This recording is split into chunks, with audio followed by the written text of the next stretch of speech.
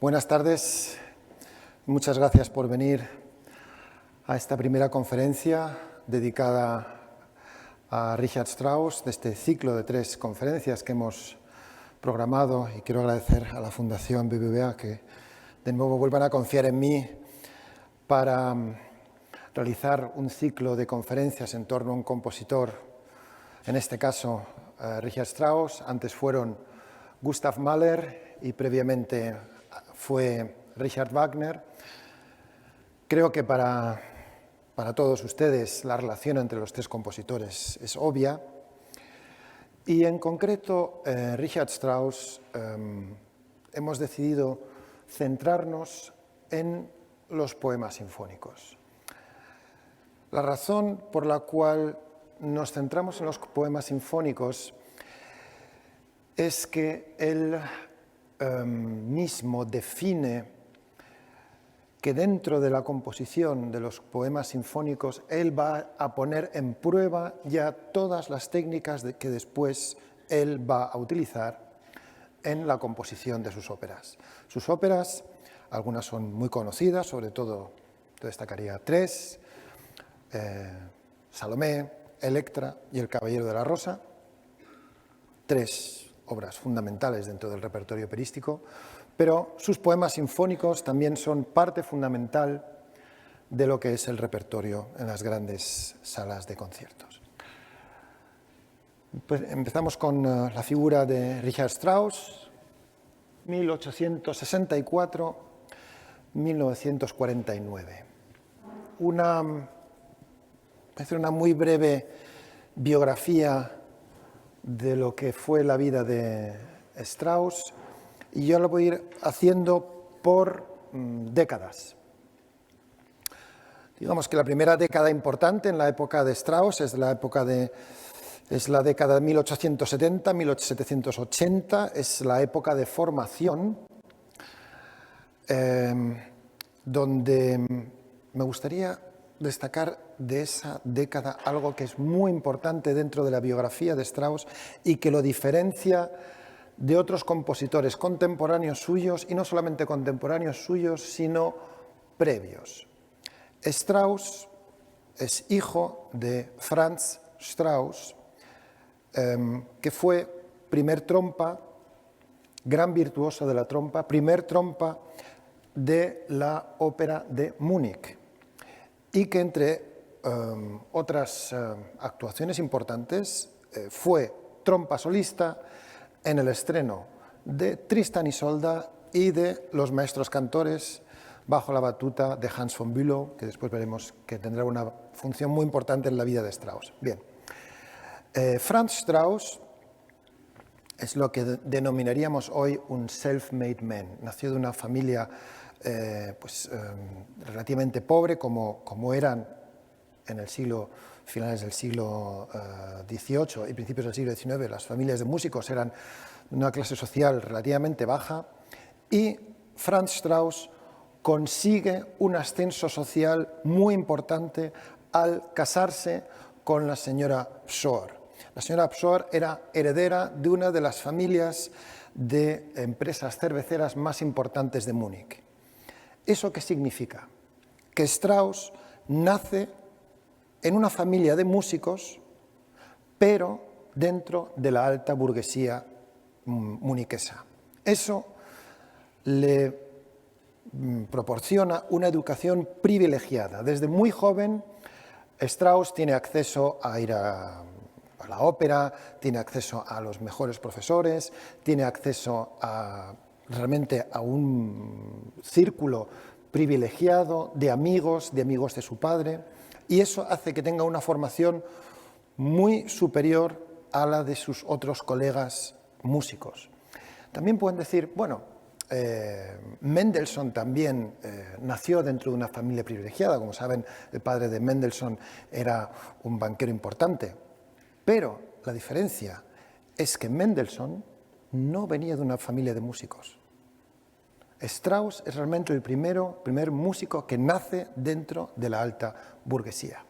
Si lo comparamos con otro contemporáneo suyo, como es Mahler, Mahler nace en un pueblecito en Iglau, de una familia de clase social muy baja, de un padre que se dedicaba a la venta de licores y su madre que pues, no tenía ningún oficio y además incluso había un ambiente dentro de la familia de Mahler bastante complejo.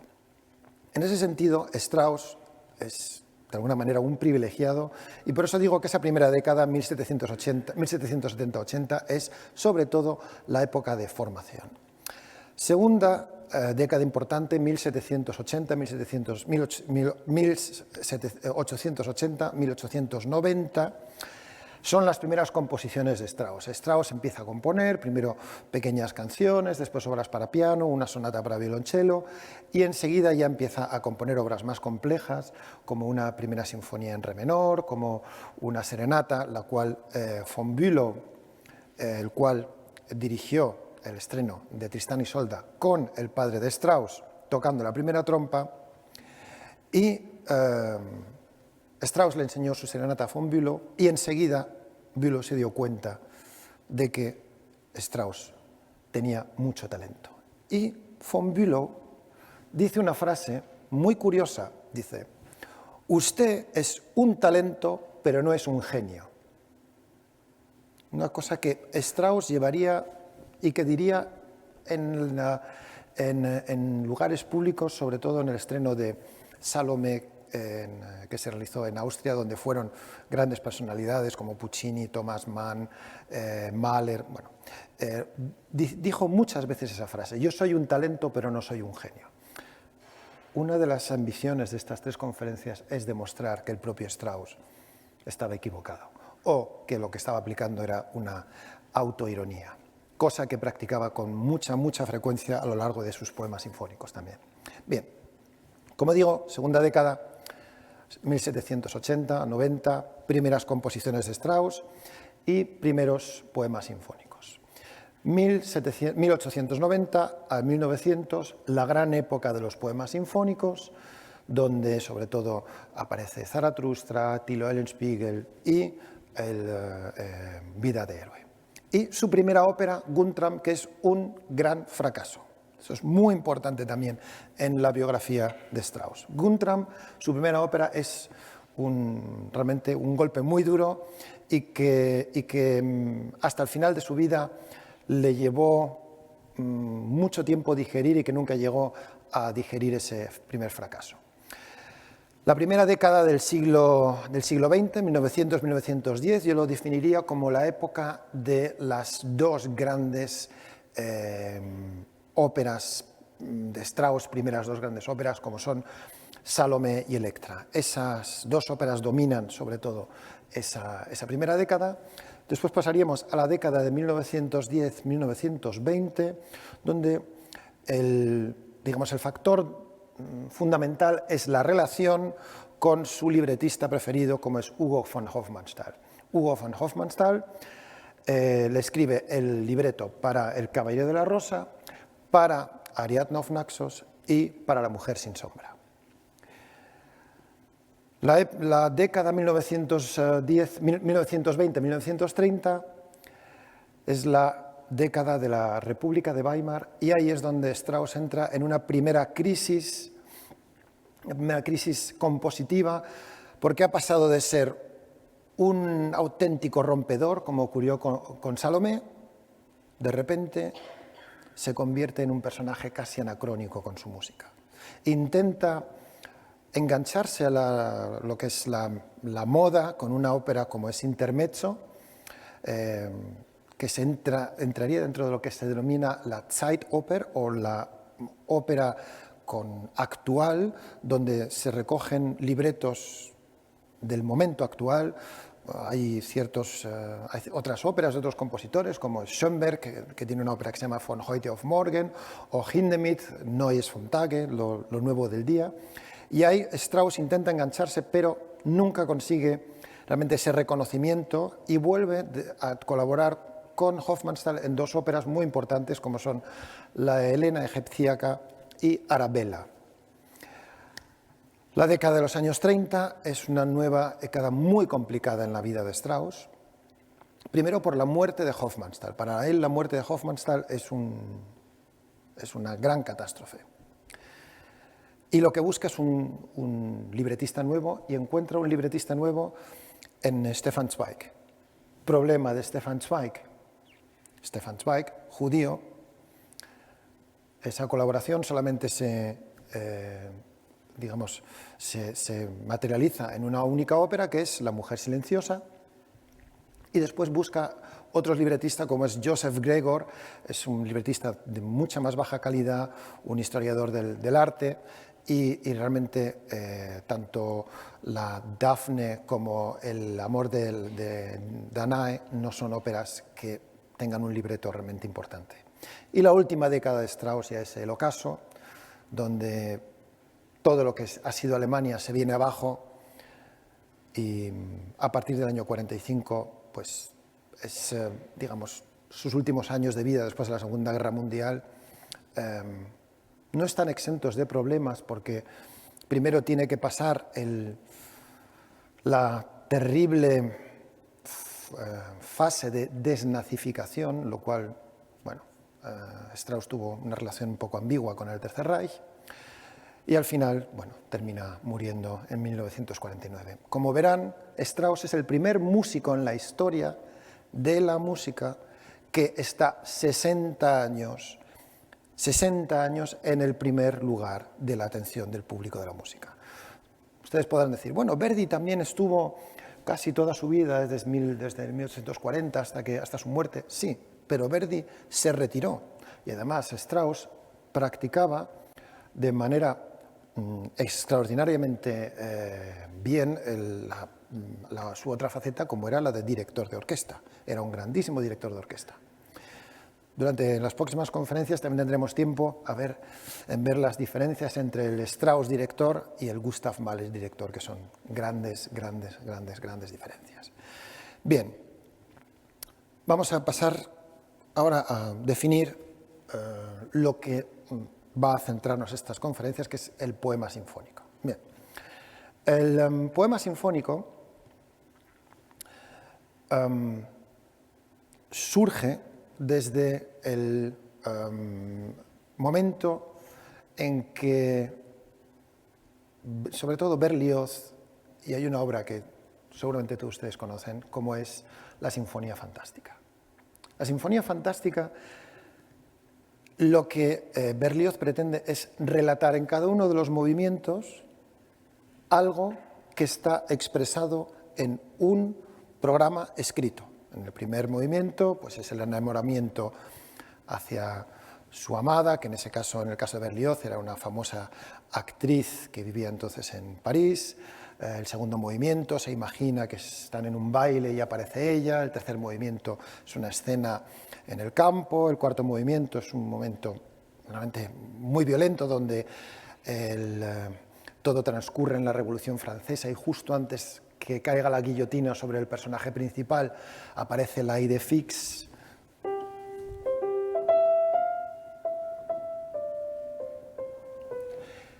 Y al final, el último movimiento lo que define es como la gran noche de Sabbath, donde la enamorada del primer movimiento se ha convertido en una bruja terrible que está practicando el satanismo dentro de una especie como de gran noche de Sabbath, y aparece el tema del Dies Irae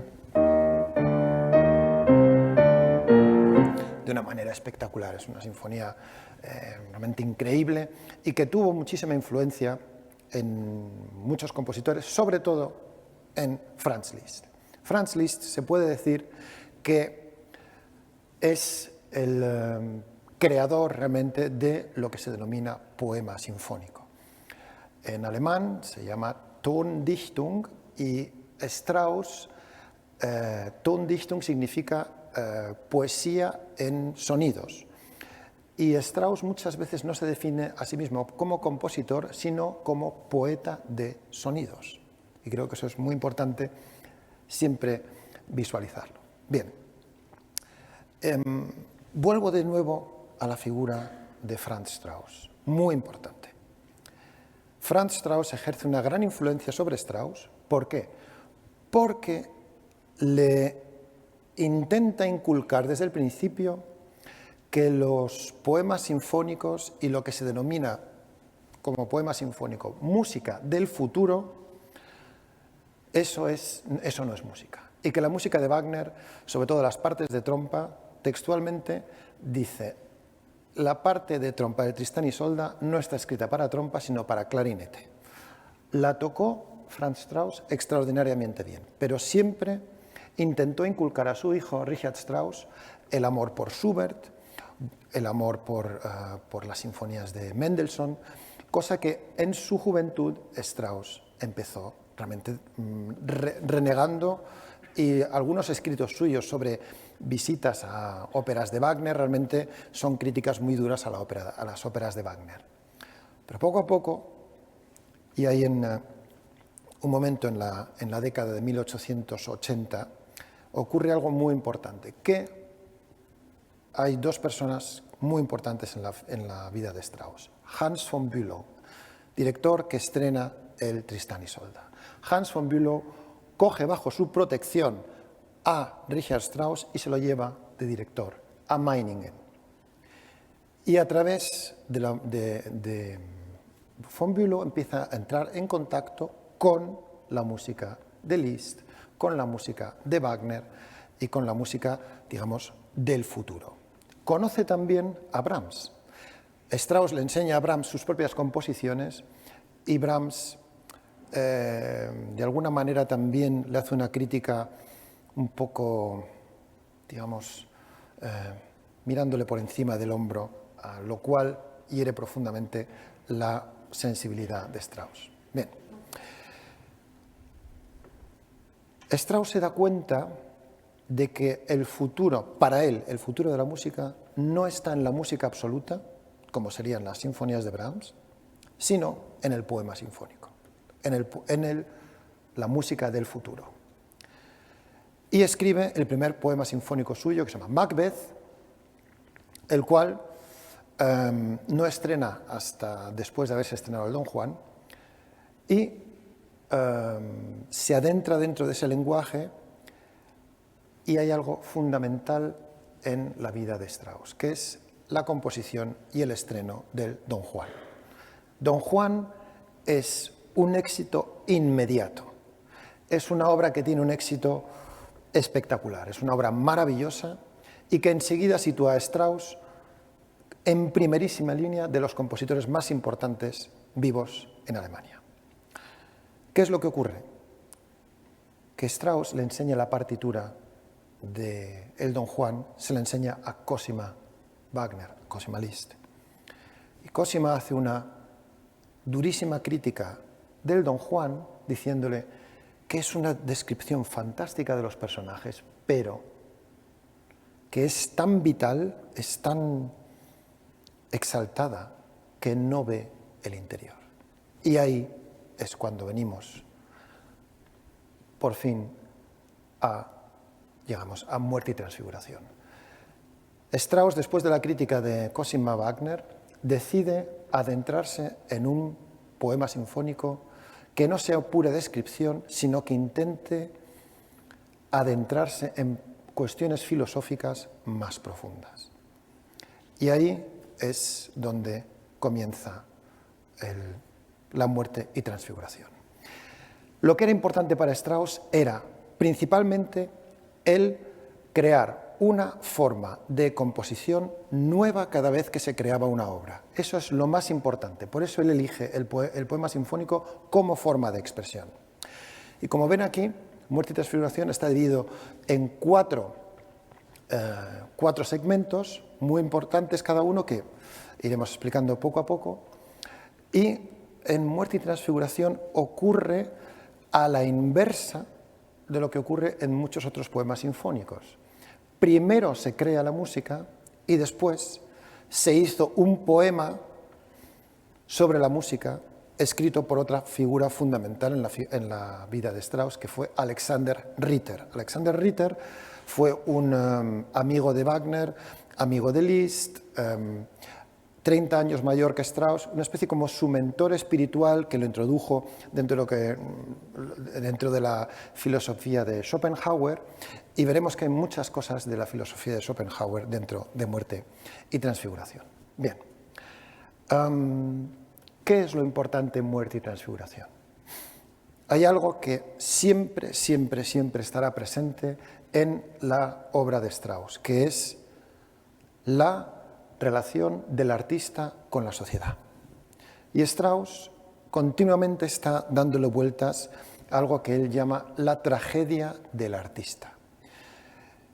Él, digamos que es el personaje principal de Muerte y Transfiguración, y vamos a situarnos desde el principio con el principio del poema sinfónico.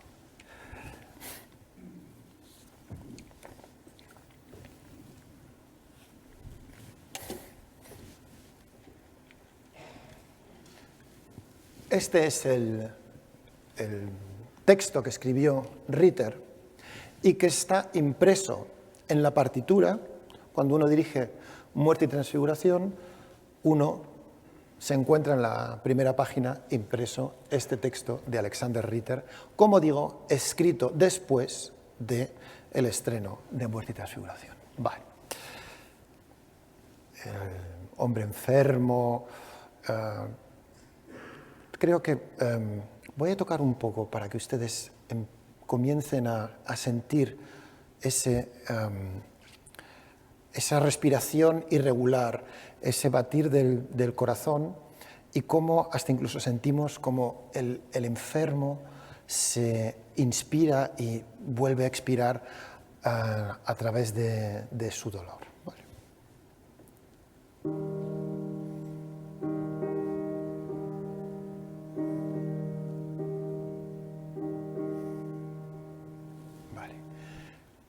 Aquí tengo que volver a Beethoven. Utiliza un elemento muy inteligentemente. Beethoven, si recuerdan, estas dos notas son las dos mismas notas con las cuales comienza la Quinta Sinfonía de Beethoven. De una manera diferente. Vale. ¿Por qué lo utiliza así? Si escuchamos solamente estas dos notas, no sabemos en qué tonalidad estamos. Solamente hasta el tercer compás aparece la nota fundamental, que es el do. Y después caeremos. Nos damos cuenta de que estamos en esa buhardilla iluminada, vacilante de una vela. Es un momento. Me gustaría que realmente escuchen con la percepción de que no saben en qué tonalidad estamos, y de repente, cuando escuchen los graves, se darán cuenta de que toda la luz es absolutamente oscura.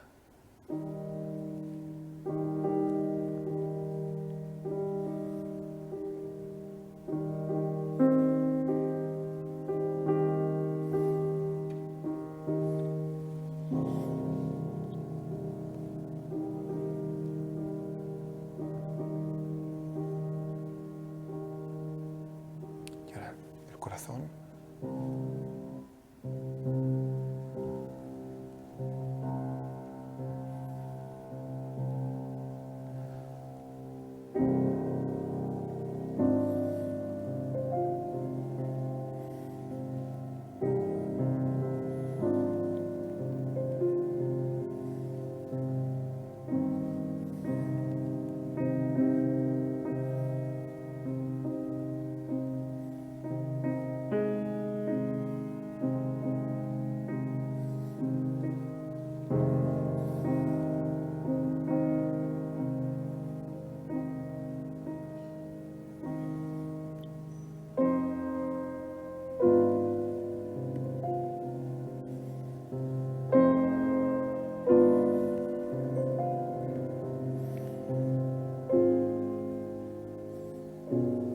De repente es cuando aparece el recuerdo de los dorados días de la infancia.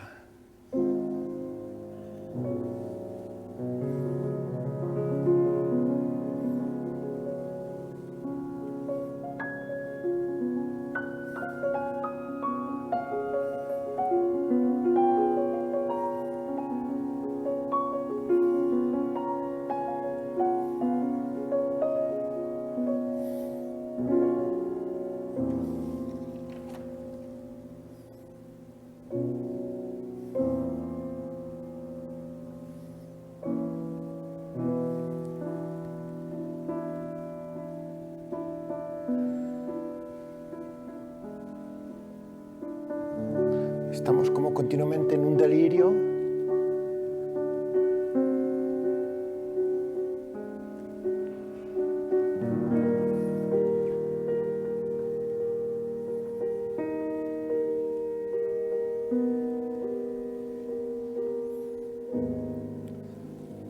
Y de nuevo aparece como un recuerdo desde lejos.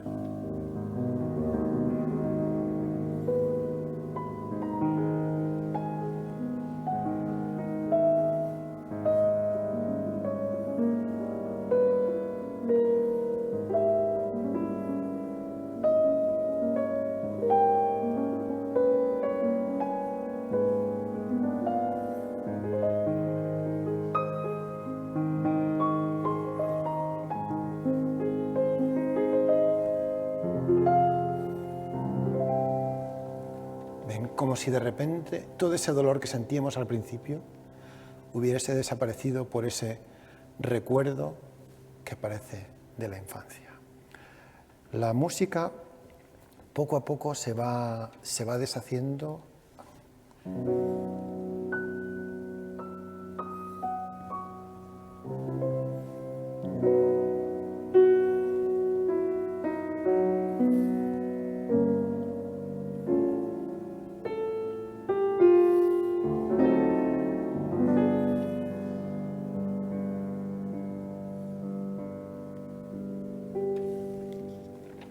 Poco a poco el recuerdo de la infancia cada vez se va haciendo más débil y la respiración cada vez es más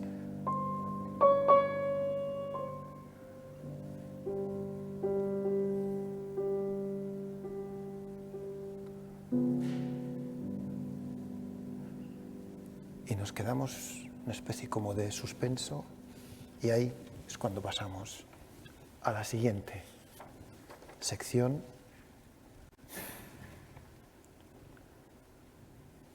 De repente hay una especie como de explosión de dolor. La muerte no da tregua y la voluntad de vivir intenta surgir por encima del dolor y vemos como que hay un momento de máximo dolor y ese momento me gustaría, lo voy a tocar varias veces porque es fundamental para la comprensión de toda esta sección.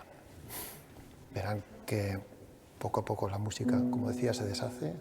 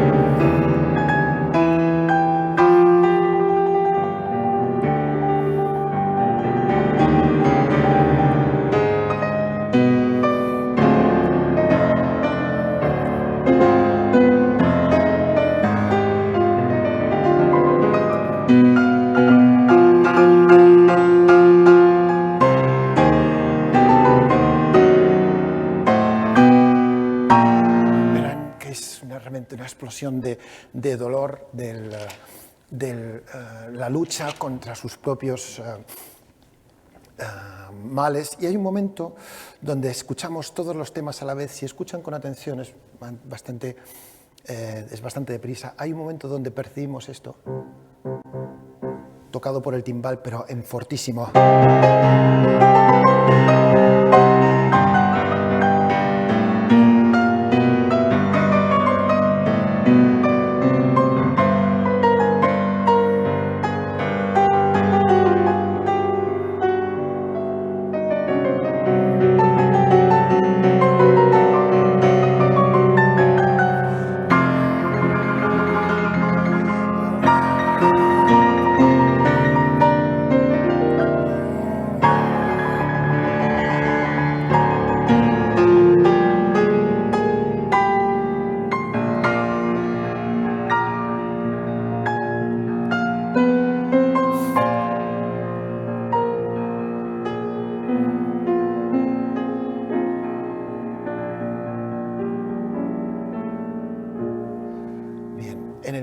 momento de máximo dolor, que es este acorde,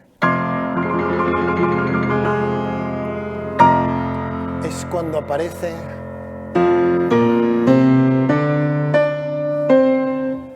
este tema.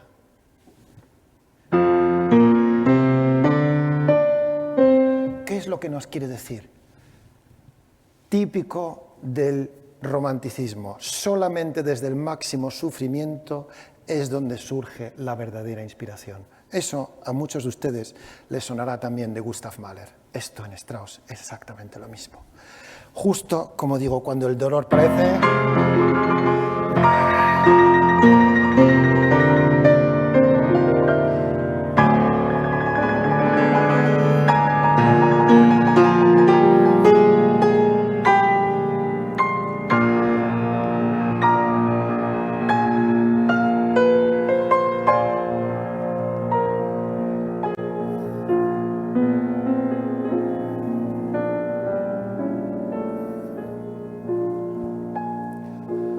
Poco a poco,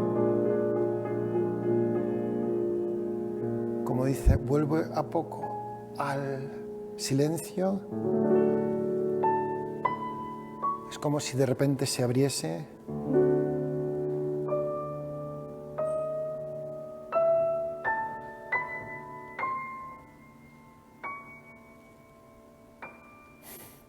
Si abriese un telón,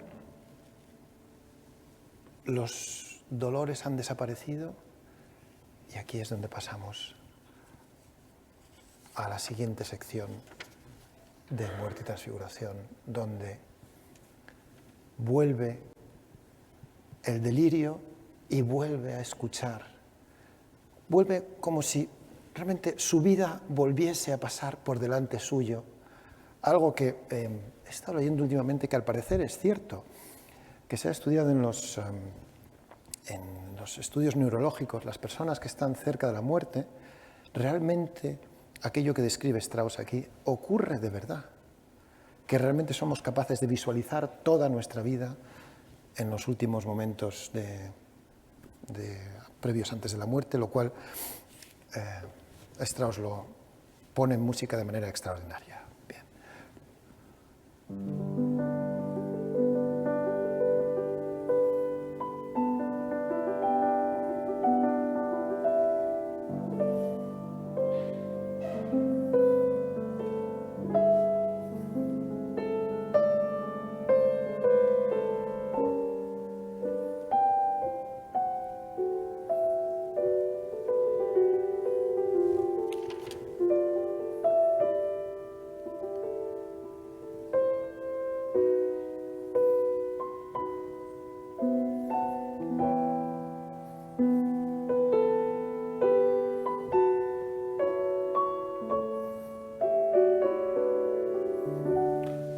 Sería, por así decirlo, la niñez. Después entramos en una... Eso es una de las cuestiones que más críticas recibió este poema sinfónico por parte de Cosima Liszt, que era demasiado explícito en ciertos pasajes del Muerte y Transfiguración. Y creo que este es quizá donde representa un poco quizá la parte adolescente.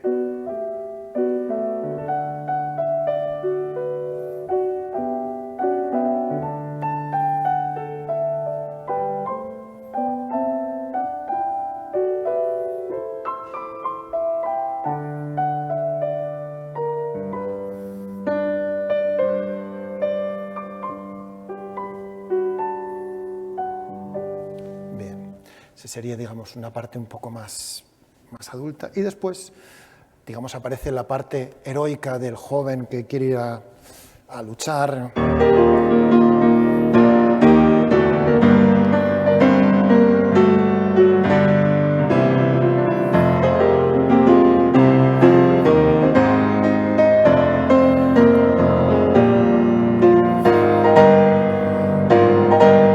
Bien, creo que está claro la energía de Strauss sintiéndose preparado para ir a la guerra. Bien, el siguiente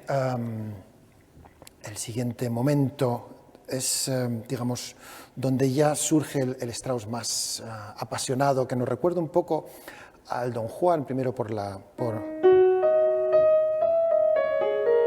Aquí utilizo un tema parecido.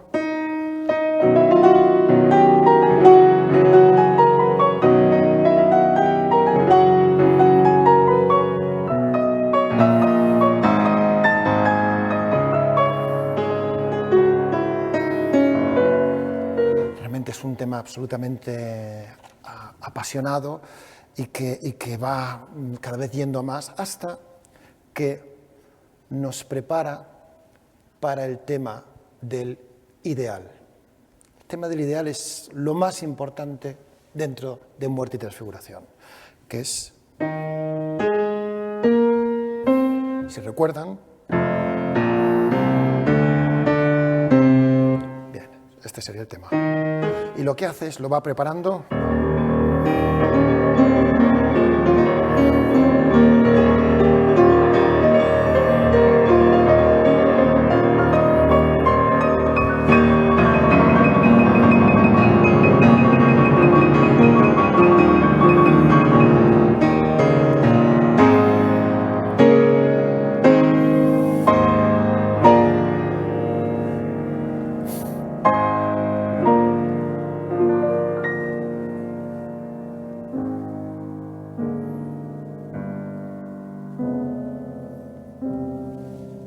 Esa es la primera vez que aparece el tema del ideal. El autor, el artista, siempre va buscando aquel ideal por el cual lucha toda su vida por encontrarlo. Él, después digamos que el tema del ideal lo van a ustedes a escuchar.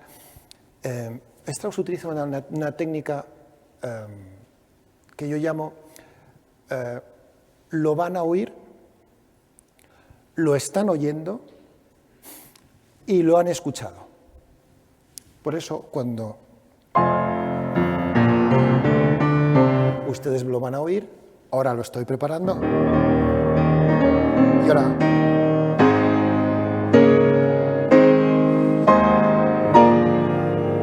lo están oyendo, y después al final verán todo lo que realiza con ese tema. Bien, como verán, esta vez, la primera vez que aparece, parece que surge casi también del dolor.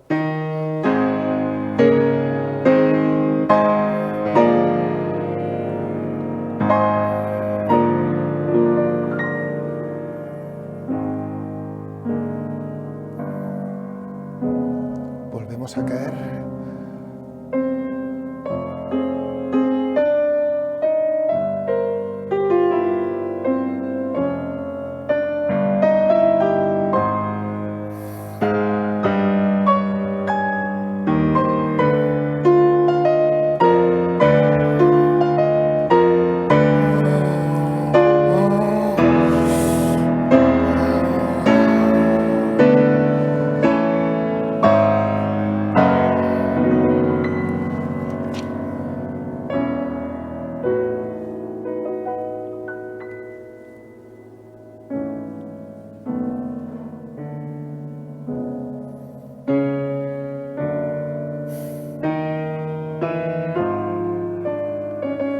Continuamente parece que va a aparecer el tema, pero nunca lo llega a desarrollar. Solamente lo rozamos, hasta que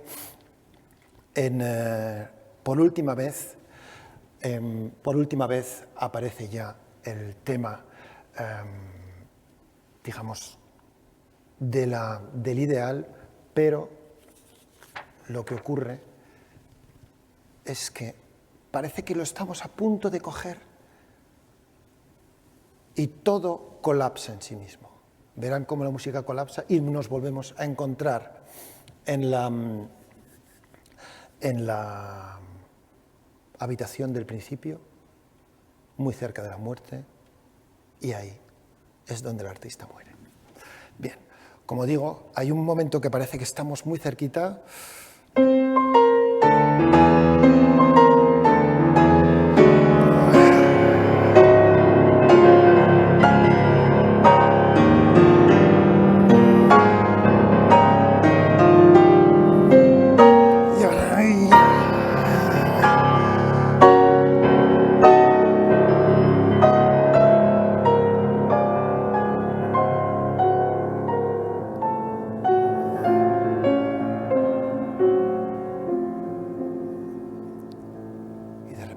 vez, estamos como al principio.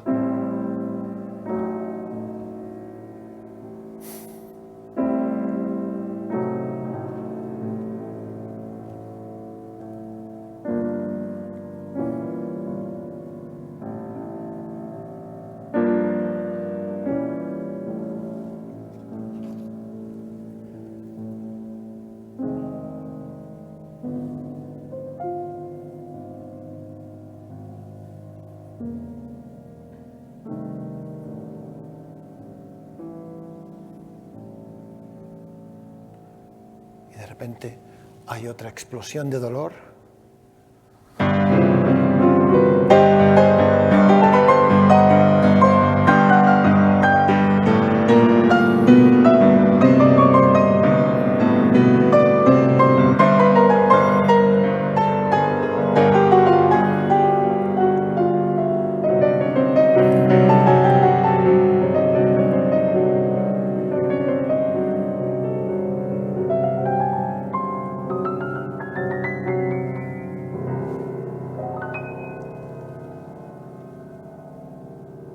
En ese momento hay un toque de tam-tam y en ese momento es el momento de la muerte. No hay más dolor y ahí es cuando ya pasamos a la transfiguración, segunda parte del título. Y dice, pero ahora desde lo alto resuena el triunfo. Primero tenemos que subir a la altura, estamos en la parte más grave.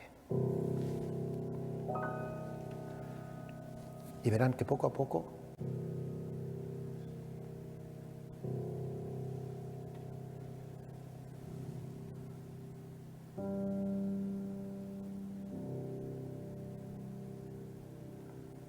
de repente una trompa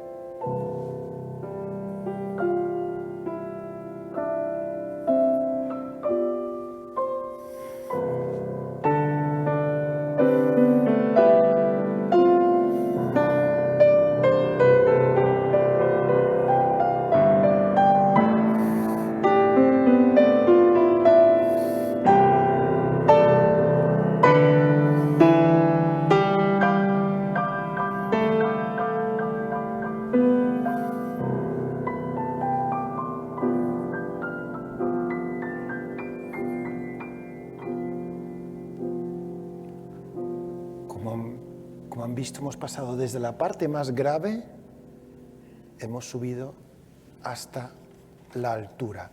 Y ahora aparece el tema del ideal.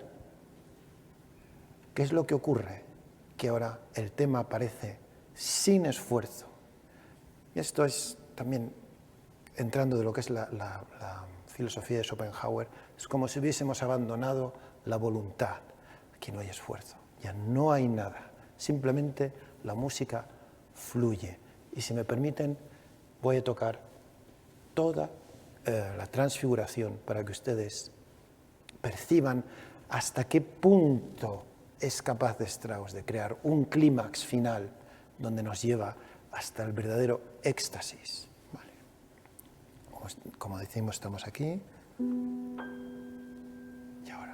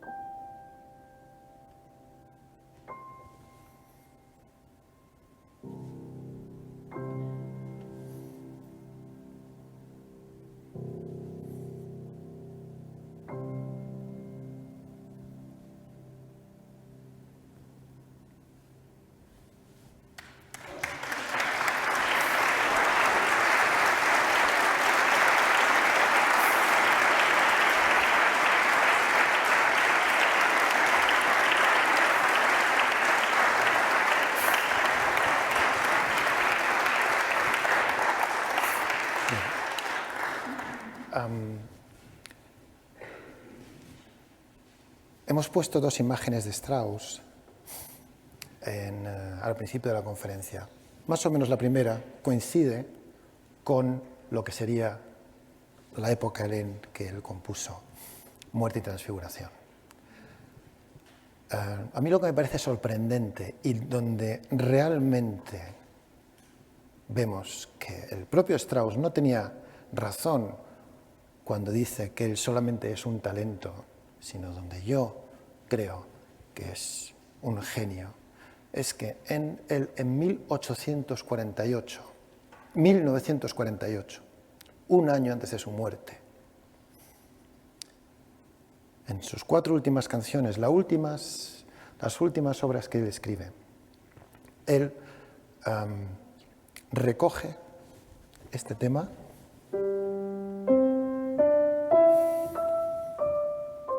Si escuchan con atención, cuando interpretemos la siguiente obra con la cual vamos a terminar la conferencia, que se llama Im Abendrot, el ocaso. Primero, me gustaría que viesen el texto, que es maravilloso, Joseph von Eichendorff. Para mí tiene una calidad poética muy superior a la de el querido Alexander Ritter. Esto es un poema grandioso. Y Strauss, ahí es cuando consigue la verdadera transfiguración. Sobre todo cuando ustedes escuchen, quizás sea esto la muerte, ist etwa der Tod. Cuando ustedes escuchen esa palabra, Tod, la música se queda aquí y de repente escucharán.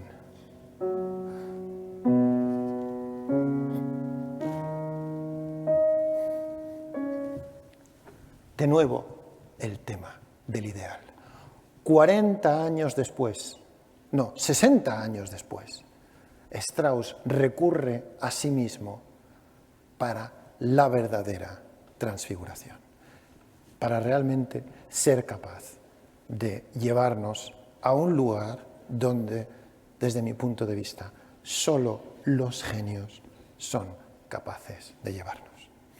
Por eso les pido que recibamos con Alina Méndez, que interpretará con nosotros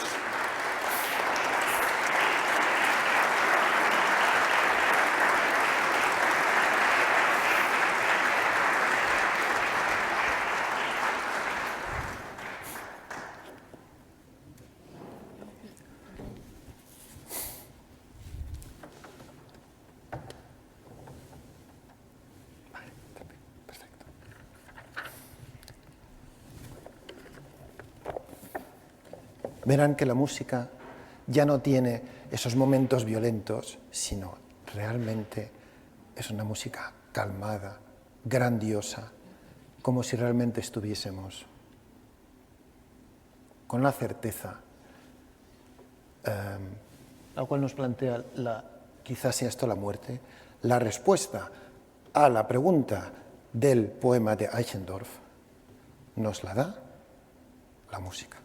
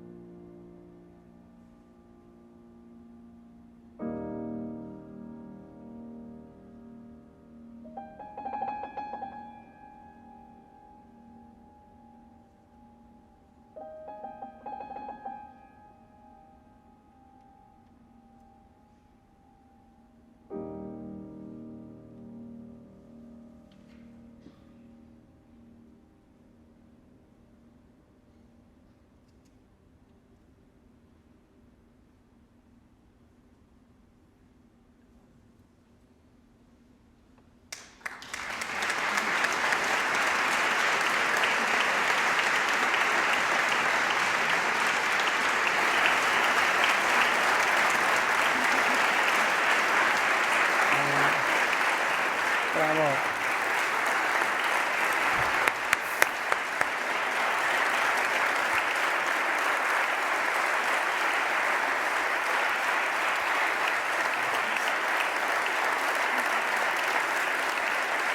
Salimos juntos y después vemos.